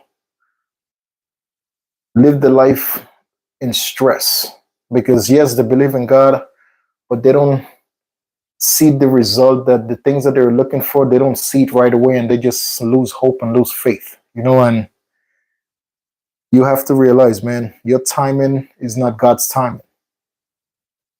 You know, and I learned that years ago, that my timing is not the timing God has for me. You know, and I started living my life knowing that everything that happens to me happens for a reason, because the simple fact is I don't bother people. I don't get into no altercation. I don't get into no fights. I don't get into no back and forth with people. I mind my business. If somebody say hi to me, I say hello. I say God bless. You know, stay safe. I'm not one to go out to parties. I stick to myself a lot. You know, and I always do the best I can to help others out. And I always believe in treating people the way I want to be treated. So I don't get into no type of stuff. You know, so the life that I live, the life that I'm currently living, that I've been living for years, I started looking back and realizing that everything that happened to me through my life, it was always a reason. At the time when something is happening to us, that we don't really sit back and think that, damn, why is that happening to me, dude? You know, we don't sit back and really look into it, because we're just like, damn, like this happened. You know, but you look back at it and be like, bro, I'm so happy this happened. You know, I'm so happy. You know, so for all of the people out there that's going through, that you're in the United States, you know, being in the United States of America without papers is not a crime. It's not a federal crime. It's not a state crime. It's a violation. It's an immigration violation. So just keep that in mind. You know, like it's hard right now for a lot of people. And if ISIS were to get you, 90% of the time you have a decision to make. You, if you have to, if you have money, you could go out and get a good immigration lawyer that will fight for you to stay in this country and prove your case. You know, but once again, that takes money. It takes money for that to happen. You know, so without a good attorney to actually fight for you, fight for your rights in this country, it's a big possibility. You have to say goodbye to your kids. You have to say goodbye to your family. You know, so it's unfortunate, you know, but just keep in mind, once again, that everything that's playing out, everything that's been playing out for the past 3 days with the new Donald Trump administration, everything that's been going on in the country, just look for the good in what's been happening. Let's pause for a second and just think about, okay, what changes this situation bringing to America? You know, I guess right now we are not going to be able to tell what's the changes that the immigration policy is going to have on what's the changes that's going to come from all of this being taking place. You know, so let's pause for a second and just that's what we should really focus on, like what's going to change after spending hundreds of millions of dollars on the ISIS agent. They're the one that's really having the best life, because all of the ISIS agents, these guys are getting overtime out the box. These guys are making tens of thousands of dollars monthly now. They're getting paid crazy money now for doing raids, and all the overtime for the ISIS agents. They're making a killing. They're making a killing right now. So they're happy. They're making great money. You know, so for the hundreds of millions of dollars that are going to be spent on this immigration stuff, you know, what comes after that? You know, what comes after? Is that going to boost the United States economy? Is that going to make the economy better? Is that going to make the businesses, the business owners, you know, make more profit with the immigrants leaving? Is that like what's to come after all of this happen? Because this is just a hot topic right now. Eventually, this is going to slow down. What comes next?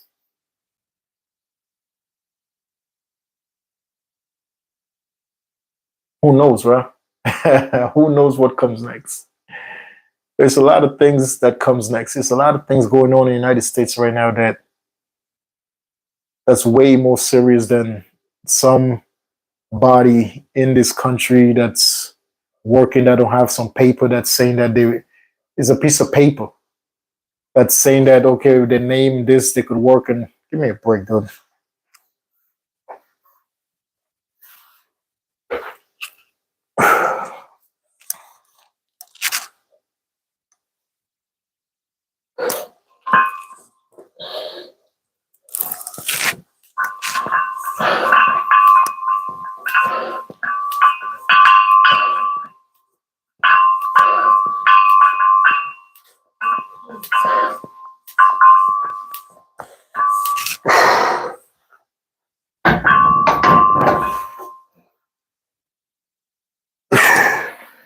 So, ladies and gentlemen, I just work out. That's it. I stay out the drama. I stay away from all of the static. And I just work out. That's it. It's the best thing you could do.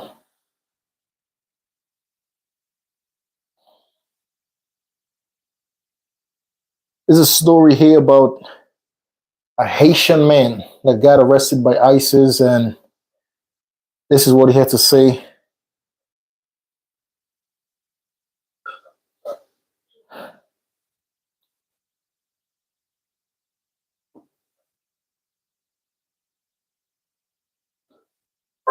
Dear Dr. K, I used to think I was never meant to be beautiful. You work within my budget.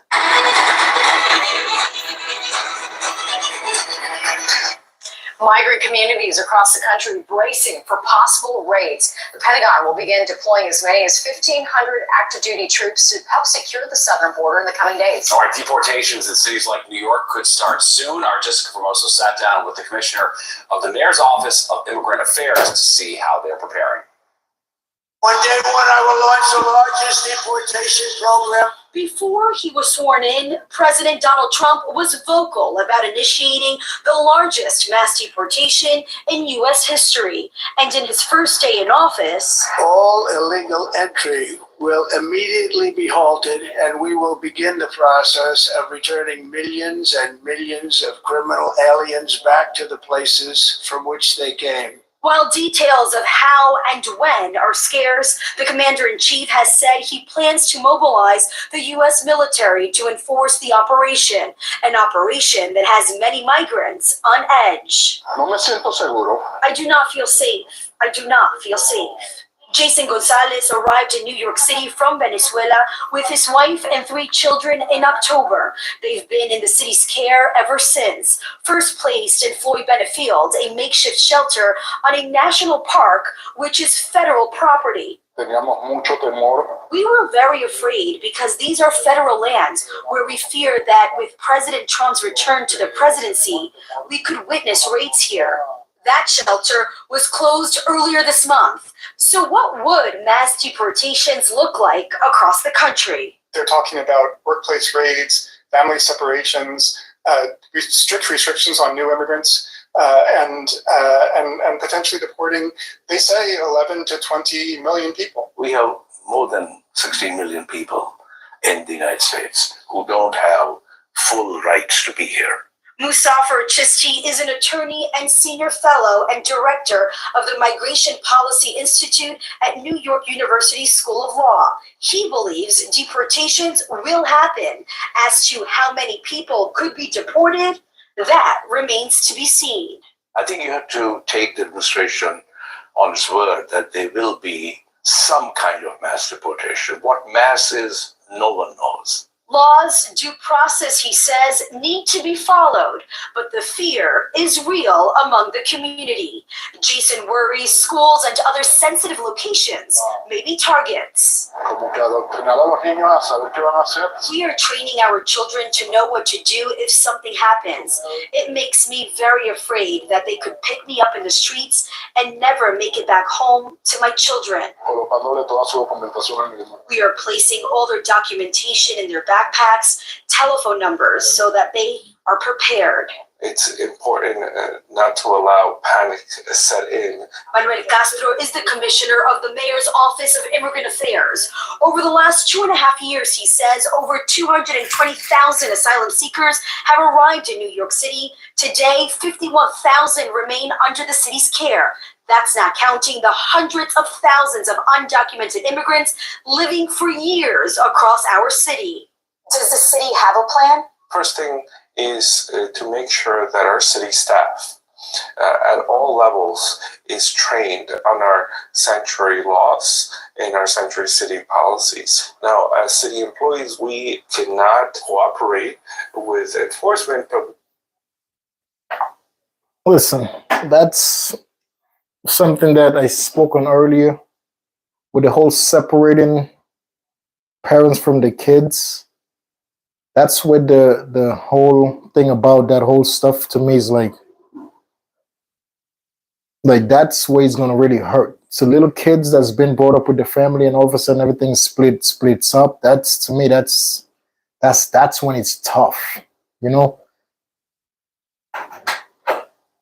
All I could say, man, I hope and wish the best, and I hope honestly that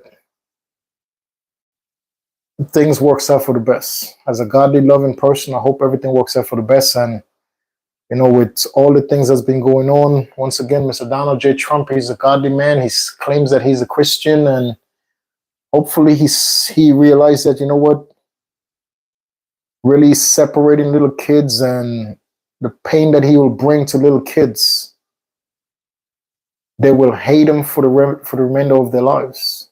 You know that if you take a kid parent away, I don't think that kid will ever grow up to like you.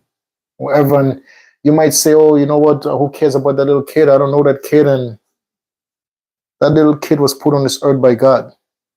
You know, and if you are willing to separate and hurt little kids, you know, by separating them from their parents and letting the city have to raise them and letting the states and the country have to raise those kids in foster homes, whereas the parents have no way of coming back to America.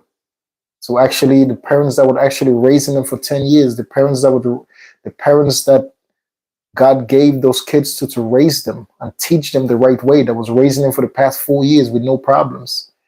You know, and after 4 years pass of the parents doing a great job with those kids, all of a sudden, the parents are gone because based on the paperwork status, based on some paperwork, the parents that was doing a great job with that kid, the parents that was doing great jobs with their kids, because of some paperwork, these people are gone. And now the state has to take responsibility for those kids. When the parents was doing a great job, now these kids have to be raised in foster homes because the parents can't come back. How do you ever want us as Americans to ever unite? I think that's going to bring more separation to our country than anything else. A mass deportation of sending millions upon millions of people back to a country that they flee, that they really don't want to be in. And they have kids over here that they want the kids to grow up and have a good life, and they're doing what's right for the kids, and all of a sudden they're just gone. Like, I think that will bring massive separation in the system. It will bring massive separation with law enforcement. It will bring massive separation with the hateful ways that people would treat law enforcement. The people who don't, like, little kids would just grow up thinking that law enforcement is the reason the parents was taken away. You know, and to me, that's what's the worst of all of this. You know, if there's people is out there doing bad with no kids, whatever, you're doing bad, whatever. Go back, figure it out, and come back if you can. But for those who's actually working and doing what's right, you know, and raising their kids, you know, and teaching the kids to do what's right, and taking the kids to church on Sundays, and teaching the kids to be good human beings, to have good morals, to don't steal from people, don't take from people, do and treat people the way you want to be treated, help your neighbors, and kids that's been brought up with respect, kids that's been brought up with the values of God and his family instilled in them. Like those are the kids that I'm like, wow. But who am I, right? I'm just one of God's messengers. You might ask, who is this guy? What is this guy talking about? I'm just one of God's messengers. Everything that comes out my mouth comes from my heart, and it comes from my heart, and it gets placed in my heart from God. Everything I say. So if you just joined this live stream, my name is Lannie, and I just get on stream every day and talk about what's trending in the news and just give my opinion on the topics, and hopefully my opinion could change one person's mind and one person's perspective about life. And that's my goal, and I'm a very happy Christian human being. I love God. I love the word of God. I love worshiping God. I love doing what's right by God. I love spreading the word of God. I love talking about God. I love praying to God. I love being grateful to God. So if you want to know who I am, my name is Lannie, and I'm a God-loving human being. That's who I am. I love lifting weights, and I just have conversations while I'm lifting weights, and hopefully I could change one person. I could change one person mentality, one person mind, hopefully.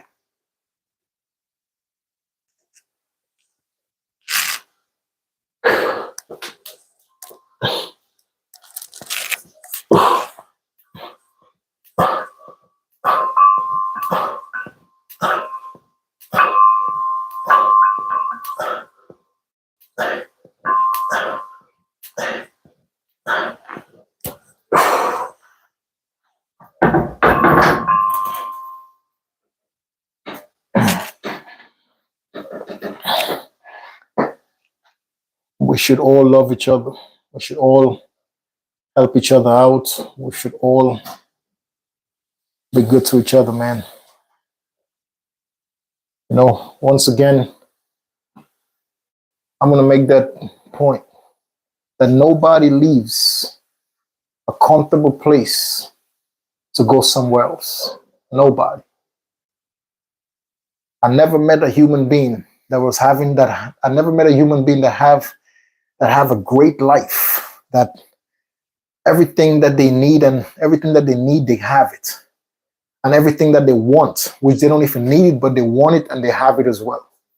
That ever say to me that, listen, Lenny, I'm going to actually move out of New York State because I'm not happy. It's the opposite. If you're in New York State and you're living a great life, you will never get up and pack up and move to California. No matter what you will hear about California, it will never make you want to move to California. Probably you go to California to visit and buy a home there. But you have whatever you need. You have everything you need in New York State. Just understand the people that get up to make a change in their lives is because obviously at the point of them coming to the decision they want to make a change, they're going through turbulence in their lives. They're going through trials and tribulation every single day in their lives. They're going through so much hurt every day and night in their lives.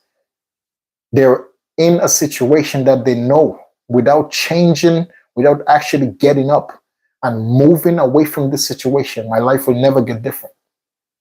Those are the people that's willing to get up from New York State and be like, you know what? I found out there is something in California that could actually make my life better.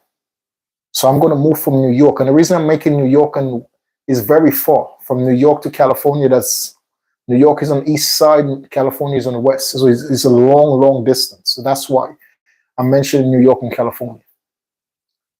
My point is, for someone to get up from New York and pack their bags and say that I'm leaving to California, it's obviously the pain that New York State is bringing them, the frustration, the anger, the things that they've been going through in New York State. They're not changing their lives. Their lives are getting worse every day. So now they find out there is something possible in California that I could go start to change my life. That's when they're going to get up pack their bags, jump in a car, jump on a plane, and take the trip to California, to the whole other side of the country. They'll take the trip. They'll take the trip to the whole other side of the country. And why they're doing that is for a better life. They're not just doing it because they want to do it. No. They're living in New York State. For some people, that has everything. For some people, New York State is the best. They have everything. They have everything they need. But for some people, it's also the worst. That they have to get up and pack and leave to somewhere else to get that comfort, to get that happiness, to feel that happiness, to get the joy within them. They have to pack up and leave to go find that happiness. And those are the people that get up and pack and just, I'm gone. I'm gone towards a better life. I'm going to pursue a better life in California. So when you see people coming from other countries to come to the United States, just keep that in mind, that they're not coming to the United States because they have the best life from where they're coming from. They just keep in mind that they didn't have the life of high and happiness and jolliness and fun and party and this and no, they didn't have that life. They're living where they was born. They're willing to get up and move. They're willing to travel through jungles for weeks. They're willing to hide in cargo planes. They're willing to travel on boats. They're willing to sneak into planes. They're willing to do whatever it takes for a better life, to go somewhere else that could bring them joy. So for all of the people out there that's looking at people trying to come into the United States for a better life, and when they're getting sent back, when they're getting turned back, and for people like that who is taking time out to laugh and find it hilarious, that people who is coming here towards chasing a better life, towards a better outcome for themselves and their families, and they get denied, and you just sit there and like, yes, to you, it brings you joy, it brings you happiness to see that happen to people. I wish you the best.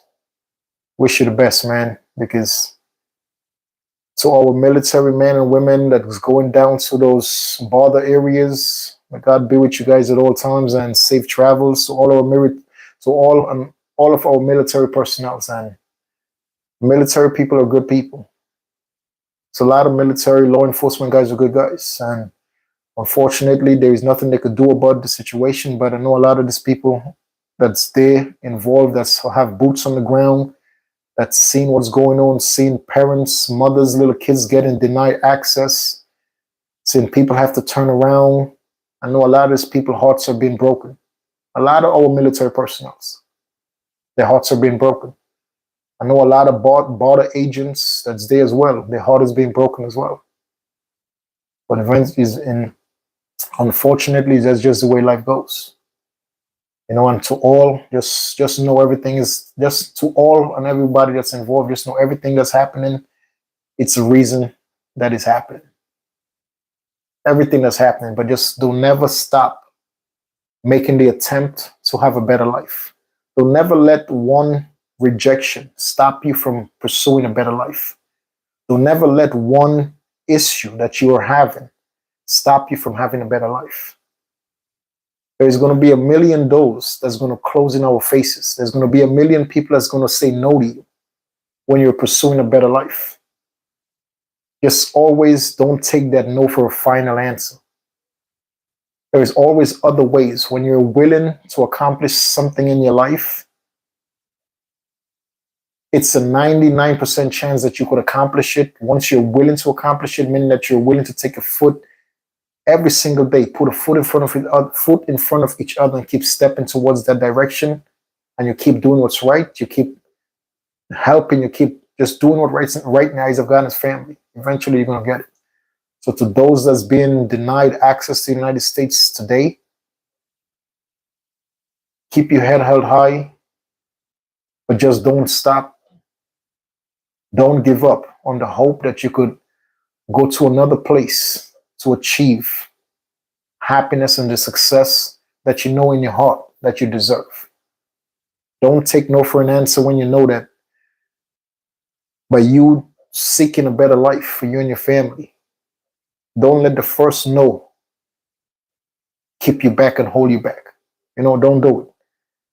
People are going to say no all the time, but just take the no and make it stronger. Just take the no and let it get you stronger. Take the no and just know that, you know what? Probably the next time I'll get a yes. If you still get a no the next time, you know what? Just keep in mind, keep the faith. You know what? Probably the next time I'll get a yes. Until you don't get the yes, don't stop. Don't never give up. Never, ever give up, bro. If you're one of those out there that's willing to change your life for the better, that's willing to do what's right for the better, don't never stop pursuing the better of yourself. Don't never, ever let nobody stop you from pursuing and becoming the best version of yourself. Don't let nobody stop you from growing into your full potential in life. If you know you have a gift that you're deserving of living on this earth to make this earth a better place, don't stop until you leave that gift that you know you have within you on this planet. Don't let nobody stop you, bro.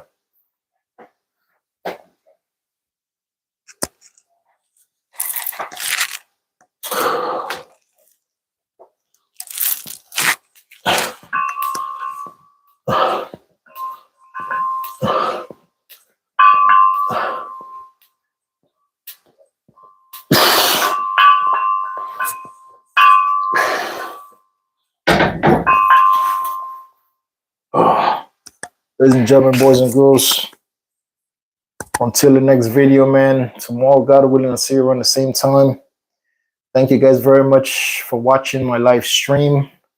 We're very grateful and appreciative to all of you guys, man, for taking the time out to even click on the video and see what's going on. I appreciate you guys.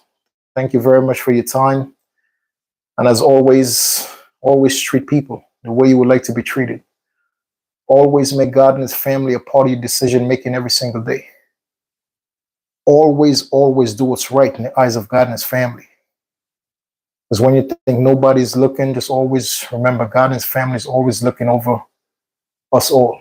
Always God and his family is looking over us all. So just always remember somebody's looking at all times. Without God, nothing is possible. Make God and his family a part of your decision making. We all need to make God and his family a part of our decision making every single day. Because with God and his family a part of our decision making, we'll make wiser decisions. We'll make better decisions, knowing that God and his family is a part of our decision making. Pray every day. Pray. Show God gratefulness every day. Whenever you eat, thank God for the food that you're about to eat. Before you go to sleep, thank God for the bed that he gave to you to lay down. Before you start driving your car, thank God for the car and ask him to watch over you and guide you and protect you. Lead you in the right direction towards a safe, healthy, happy future. Don't pray to God and ask for a new car. Don't pray to God and ask for a house. Pray to God and ask for a healthy, happy, successful future. That's what you need to pray for. There's a lot of ways those things comes in life. Don't pray for materialistic stuff. Every day you pray, just please put that in your prayer. God, please guide me in the right direction towards a safe, healthy, happy, successful future. I'll catch you guys in the next one, man. Till then, please stay safe. Always be cautious of your surroundings and always do what's right in the eyes of God and his family, man. I'll catch you guys in the next one, man. Until then, let's stay swollen, ladies and gentlemen. Let's stay swollen, man. Go to the gym. The gym is a good way to release your stress. You see your boy. If you need any personal training, all my information is in the bio. Let's do it.